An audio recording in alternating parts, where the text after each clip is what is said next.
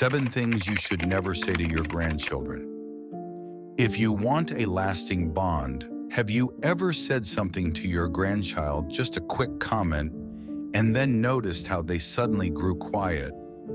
Like a small shadow passed between you. You didn't mean to hurt them. You were trying to help, or joke, or just be honest.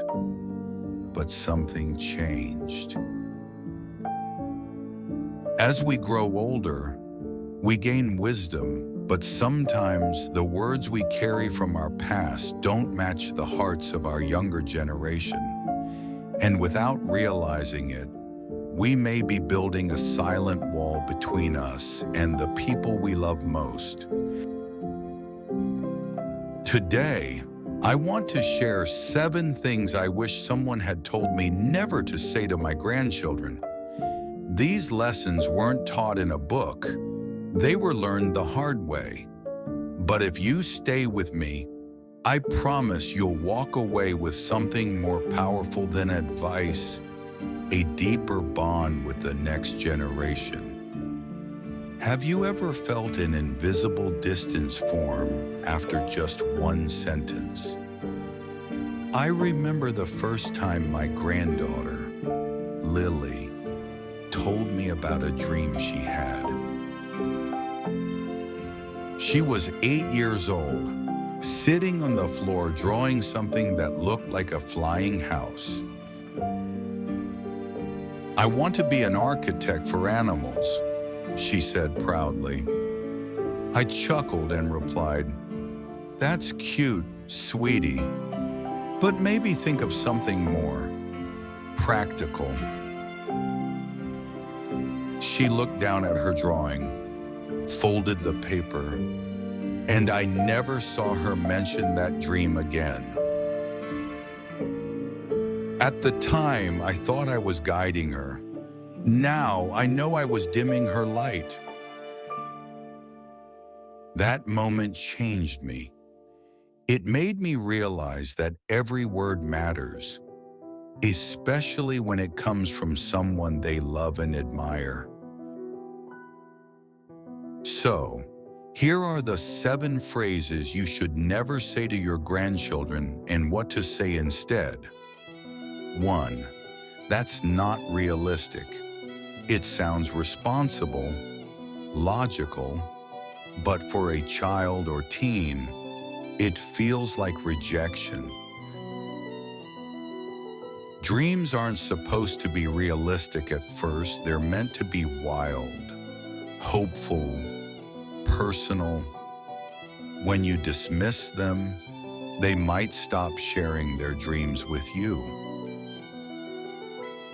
Say this instead. "That's such a creative idea. Tell me more about it." You don't have to believe in the dream right away. You just have to believe in them. 2. When I was your age, I had it harder. We all want to teach resilience, but comparing struggles can make them feel dismissed or ashamed.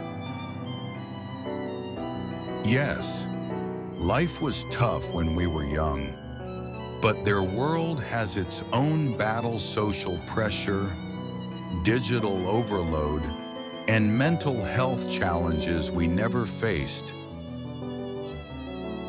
Say this instead: "I hear you. Want to talk about it." Empathy builds connection. Comparison creates distance. 3. You're too sensitive. This one hits hard, especially for kids learning to express feelings. It teaches them to hide emotion, to doubt themselves, and over time, it can make them less open with you. Say this instead: "It's okay to feel that way. I'm here for you."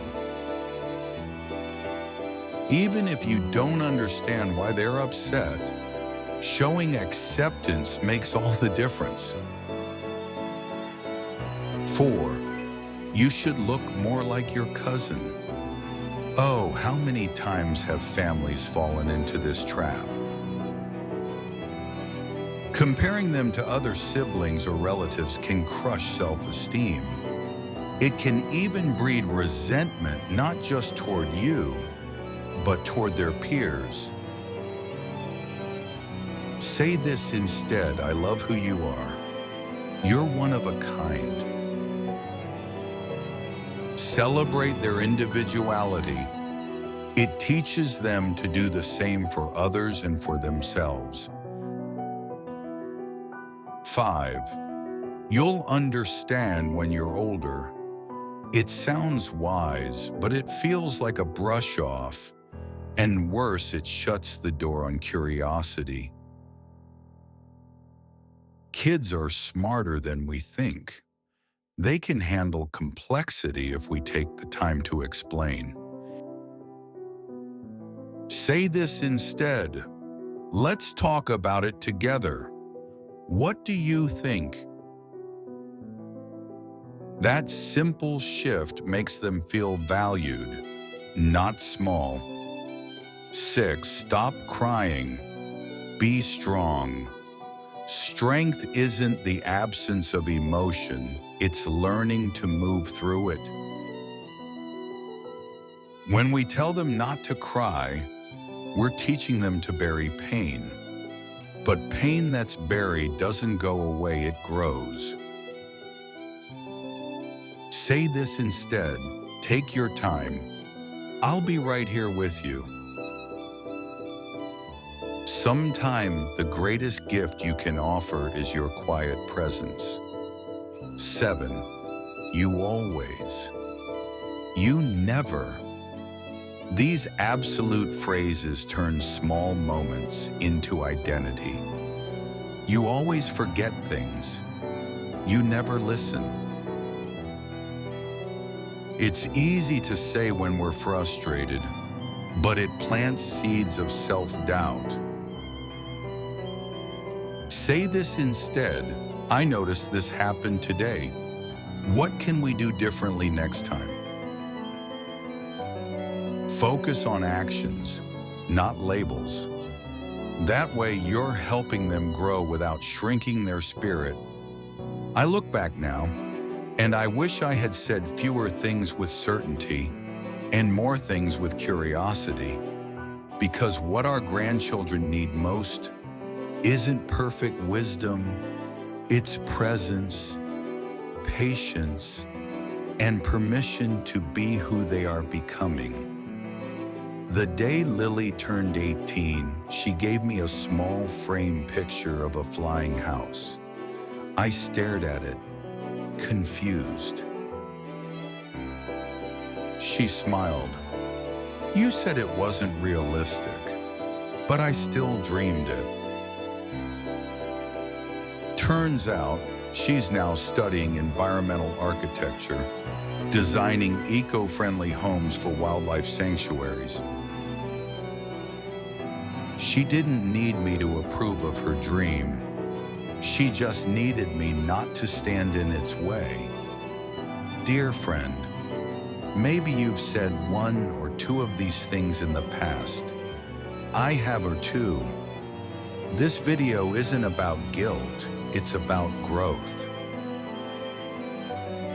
Because it's never too late to build a stronger bond with your grandchildren, and sometimes that starts with listening more and saying less. Let's be the safe place where they come to share, not the wall they bounce off of.